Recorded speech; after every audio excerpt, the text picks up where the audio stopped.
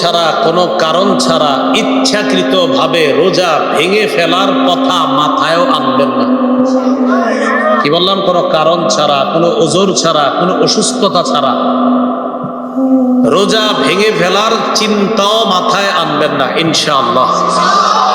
মনোযোগ সহকারে একটা হাদিস শুনেন। আল মুস্তাদরাক লিল হাকিমের মধ্যে হাদিসটা আছে, সহিহ ইবনে হিব্বানের মধ্যে আছে। قال رسول الله صلى الله عليه وسلم, নবীজি বলেন, বাইনামা আনা নাইমুন, আমি ঘুমিয়েছিলাম, আতানি রাজুলান,